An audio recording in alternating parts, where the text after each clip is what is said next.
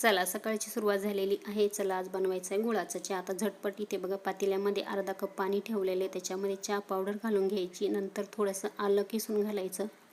चहा छान असा उकळून घ्यायचा पहिल्यांदा. त्याच्यानंतर इथे आपल्याला दूध घालायचं आहे. आता दूध बघा थंड घाला, गरम घाला, कोणतंही घातलं तरी चहा फुटत नाही. मी ह्या पद्धतीनं करत असते. चला इथे छान असा चहा उकळून घ्यायचा.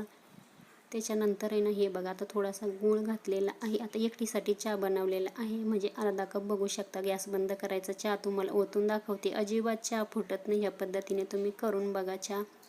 चला सकाळी एक भाजी झालेली होती. आता चला दुसरी भाजी बनवायची आणि दुपारच्या जेवणाला आता इथे बघा जिरं मोहरी घातलेली तेलामध्ये. थोडासा लसूण घालून घेतलेला आहे. एक टोमॅटो पण चिरून तो पण घातलेला, छान फ्राय करून घ्यायचा आहे. आता इथे बघा घरामध्ये तुमच्याकडे जे मसाले असतील ते घालायचे. आता इथे बघा काळा मसाला, लाल मिरची पावडर, धना पावडर, जिरा पावडर, हळद आणि मीठ घालून घेतलेले मिक्स करून घ्यायचं आहे. शेंगदाणे भाजून आणि त्याचं कूट करून घेतलेले 2 चमचे, ते पण तेलातच घालून घेतलेले मिक्स करायचं आहे. त्याच्यानंतर इथे बघा गिलके होते माझ्याकडे 2-3, ते स्वच्छ असे धुवून घेतले, चिरून घेतले आणि ते याच्यामध्ये घातलेले आहे. छान मिक्स करून घ्यायचं आहे. आता आपल्याला 5 मिनटं ही भाजी झाकून ठेवायची.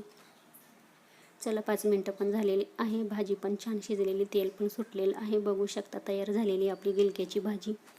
चला आता इथे बघू शकता सकाळी टोमॅटोची भाजी झालेली होती टिफिनसाठी आणि चपाती झालेली होती. त्याच्यानंतर गिलक्याची भाजी बनवली आता. त्याच्यानंतर मग लोणचं पण तोंडी लावण्यासाठी आहे आणि थोडीशी शेव पण आहे. चला या जेवायला. आजचा मेनू ह्या पद्धतीचा होता. चला छोटासा व्हिडिओ तुमच्यासोबत शेअर केलेला आहे. चला धन्यवाद व्हिडिओ बघितल्याबद्दल.